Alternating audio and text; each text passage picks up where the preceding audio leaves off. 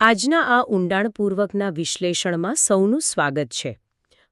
સામાન્ય રીતે આપણે જ્યારે હોળીનો વિચાર કરીએ ત્યારે મનમાં એક ચોક્કસ ચિત્ર ઊભું થાય. બસ એ જ ચિત્ર, રંગોથી ભરેલી ધૂળેટીનો એક દિવસ અને આગલી સાંજે થતું હોળિકા દહન. હા, એકદમ. બહુ તો આને 1 કે 2 દિવસનો તહેવાર ગણાય. પણ જુઓ, આજે આપણે જે માહિતીનું વિશ્લેષણ કરવા જઈ રહ્યા છીએ તે આ સામાન્ય માન્યતાને સંપૂર્ણપણે બદલી નાખશે. બિલકુલ બદલી નાખશે.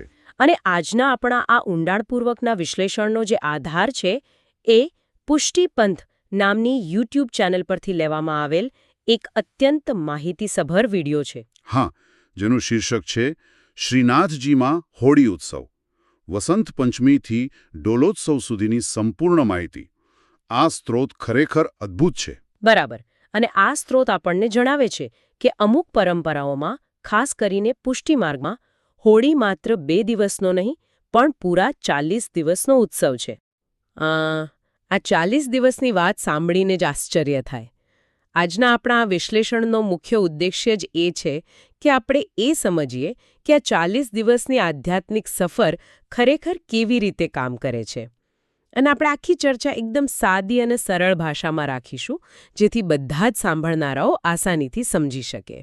ચોક્કસ. જે સાંભળનારાઓ કદાચ પુષ્ટિમાર્ગ શબ્દથી પરિચિત નથી, તેમના માટે હું એક સરળ સમજૂતી આપી રહ્યો છું. પુષ્ટિમાર્ગ એટલે કે ભક્તિ અને સ્નેહનો એવો માર્ગ જ્યાં ઈશ્વરને માત્ર એક દૂરના શક્તિશાળી ભગવાન નથી માનવામાં આવતા. એટલે કે પોતાના જ પરિવારનો એક હિસ્સો. હા, બિલકુલ. પરિવારનો એક અત્યંત વહાલો સભ્ય. આ પરંપરામાં ઈશ્વરની પૂજા કરવા કરતાં ઈશ્વરની સેવા પર વધુ ભાર મૂકવામાં આવે છે. સેવા એટલે કે તેમની કાળજી લેવી. પણ આ 40 દિવસનું ગણિત મને હજુ થોડું વિચારતા કરી દે છે. આપણે નવરાત્રિના 9 દિવસ વિશે જાણીએ છીએ, શ્રાવણ મહિનાના 30 દિવસ ખબર છે, તો પછી અહીં 40 દિવસ જ શા માટે? બહુ સરસ પ્રશ્ન છે. સ્ત્રોતમાં સ્પષ્ટ જણાવ્યા મુજબ આ ઉત્સવની શરૂઆત વસંત પંચમીથી થાય છે અને તે ફાગણ સુદ પૂનમ એટલે કે હોળી સુધી સતત ચાલે છે. અચ્છા, એટલે આ સમયગાળો પ્રકૃતિમાં આવતા બદલાવ સાથે પણ જોડાયેલો છે. શિયાળો વિદાય લે છે અને વસંત ઋતુ આવે છે. એકદમ સાચું. પણ આ પ્રવાસ માત્ર પ્રકૃતિ પૂરતો સીમિત નથી. તે આંતરિક ચેતનાનો પણ પ્રવાસ છે. જુઓ, આને સમજવા માટે આપણે ઉત્સવ શબ્દના મૂળમાં જવું પડે. સંસ્કૃત શબ્દ. હા, સંસ્કૃત ભાષા મુજબ આ શબ્દની સંધિ ઉત વત્તા સવ થાય છે. ઉતનો અર્થ થાય છે ઉપરની તરફ જવું અથવા તો કોઈની વધુ નજીક જવું. અને સવ એટલે? સવ એટલે આનંદની પ્રાપ્તિ અથવા આનંદ આપવો. એટલે આખા શબ્દનો અર્થ એવો થાય કે ઈશ્વરની વધુને વધુ નજીક જવું અને તેમને આનંદ આપવો.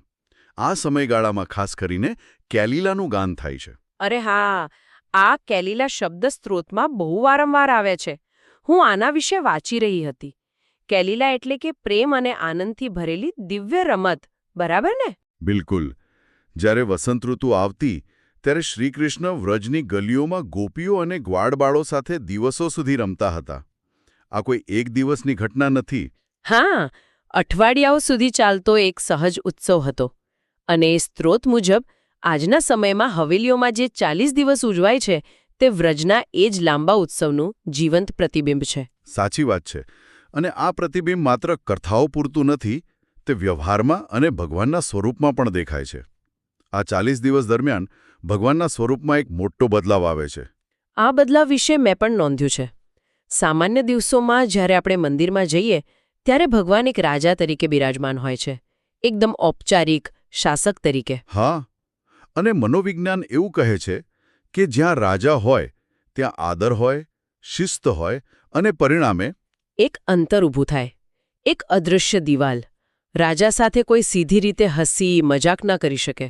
એકદમ સાચી વાત પકડી તમે. સત્તા હંમેશા અંતર રાખે છે. પરંતુ વસંત પંચમીથી આ દિવાલ તૂટે છે. ભગવાન રાજાના ઔપચારિક સ્વરૂપમાંથી બહાર આવીને એક નિર્દોષ બાળક અને વહાલા મિત્રનું સ્વરૂપ ધારણ કરે છે. વાહ, મિત્ર એટલે કે સખા. આનાથી તો આખા સંબંધની પરિભાષા જ બદલાઈ જાય. ઔપચારિકતા અને ડર સંપૂર્ણપણે દૂર થઈ જાય. એ જ તો પુષ્ટિમાર્ગની સુંદરતા છે. જ્યારે ઈશ્વર મિત્ર બની જાય ત્યારે ભક્ત પોતાના હૃદયની દરેક વાત કોઈ પણ ફિલ્ટર વિના કહી શકે છે. હા, નિર્ભય પ્રેમ. અને સૌથી રસપ્રદ બાબત એ છે કે આ બધું માત્ર મનના ભાવો પૂરતું સીમિત નથી. આ વસ્તુ રોજબરોજની સેવામાં, શણગારમાં સ્પષ્ટ દેખાય છે. બિલકુલ. વસંત પંચમીથી જ મંદિરોમાં સૂક્ષ્મ છતાં વ્યવહારુ ફેરફારો શરૂ થઈ જાય છે. એક બહુ જ સુંદર ઉદાહરણ સ્ત્રોતમાં છે, વસ્ત્રોનું. અચ્છા, પેલા સફેદ વસ્ત્રો, જેને પિછોડા કહેવાય છે. હા, વસંત પંચમીથી ભગવાનને શુદ્ધ સફેદ વસ્ત્રો પહેરાવવામાં આવે છે. હવે વિચારો, ભારતીય ઉત્સવોમાં તો આપણે ઘાટા અને ચમકતા રંગો પહેરીએ છીએ, પણ અહીં શરૂઆત સફેદ રંગથી થાય છે. જાણે કોઈ ચિત્રકારનું કોરું સફેદ કેનવાસ હોય, જેના પર હવે ધીમે ધીમે સ્નેહના રંગો પૂરવામાં આવશે. આ કેનવાસવાળું ઉદાહરણ બહુ સચોટ છે. સફેદ રંગ શુદ્ધતા અને શાંતિનું પ્રતીક તો છે જ, પણ અહીં તેનો સૌથી મોટો અર્થ છે રંગો સ્વીકારવાની તૈયારી. ઈશ્વર ભક્તોના પ્રેમના રંગો અબીલ, ગુલાલ, કેસર સ્વીકારવા તૈયાર છે. અને આની સાથે સાંભળનારાઓ અને ભક્તો માટે પણ એક ગર્ભિત સંદેશ છે.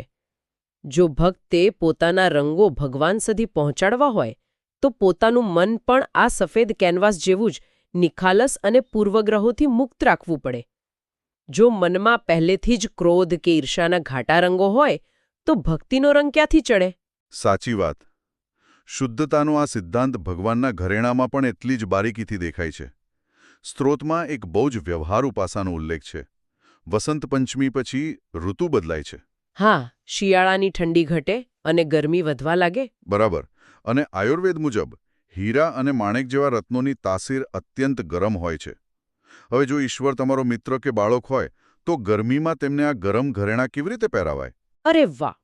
એટલે હીરા માણેકના બદલે હળવા અને શીતળ મોતીનો શણગાર.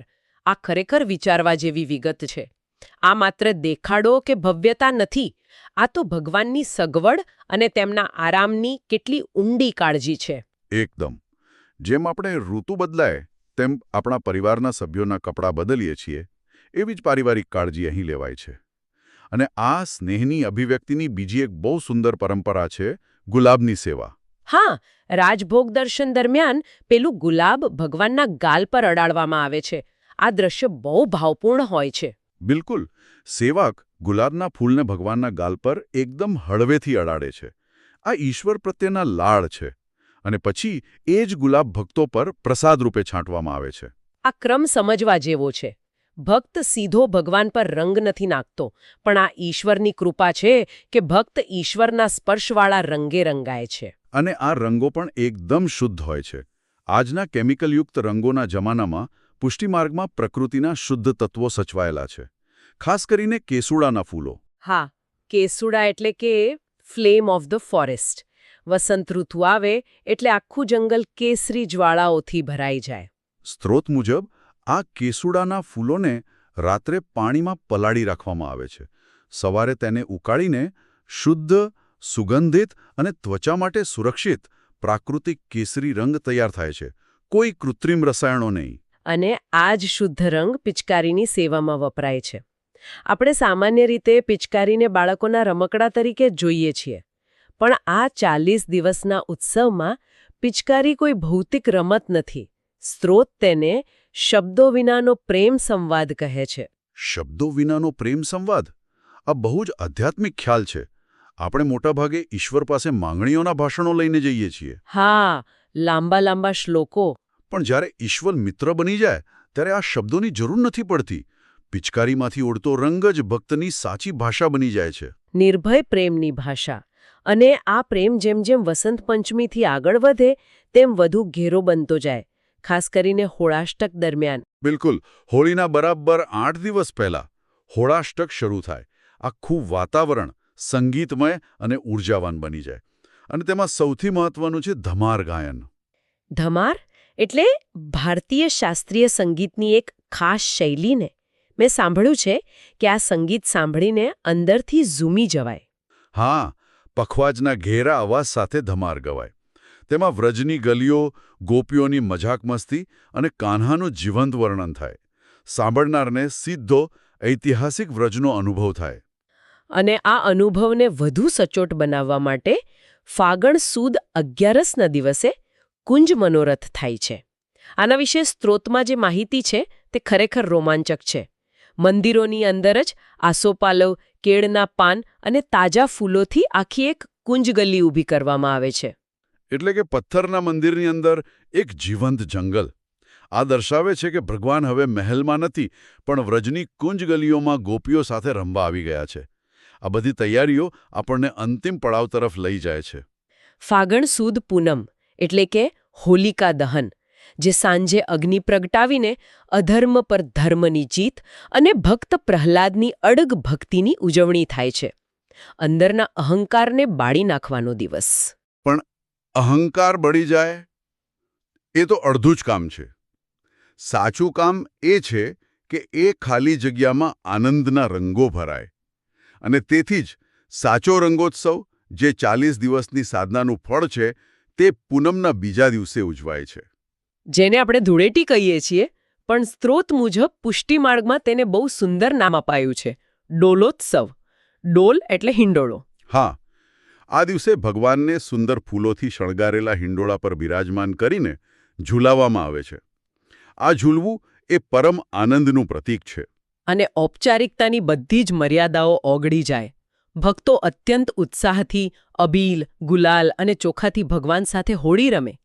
એટલે આ ડોલોત્સવ કોઈ એક દિવસની મસ્તી નથી. આ તો 40 દિવસ સુધી રોપેલા સ્નેહના બીજનું એક મોટું ઝૂમતું વૃક્ષ બની ગયું હોય એવું છે. આખી સફરનો આ જ સાચો નિષ્કર્ષ છે. આ 40 દિવસ માત્ર તહેવારને લંબાવવાની વાત નથી. આ તો ભગવાન સાથેના સંબંધને ડરવાળી પૂજામાંથી કાઢીને એક ગાઢ અને રમતિયાળ મિત્રતામાં બદલવાની સફર છે. ખરેખર. અને આ 40 દિવસની ધીરજની વાત સાંભળીને આજના આપણા વિશ્લેષણના અંતે મને એક બહુ જ ઊંડો પ્રશ્ન વિચારવાનો મન થાય છે. સાંભળનારાઓએ પણ આના પર વિચારવા જેવું છે. કયો પ્રશ્ન? જુઓ, આજનો આપણો યુગ એકદમ ઝડપી ડિજિટલ યુગ છે. આપણને બધું ઇન્સ્ટન્ટ જોઈએ છે. મેસેજ મોકલીએ એટલે તરત જવાબ જોઈએ.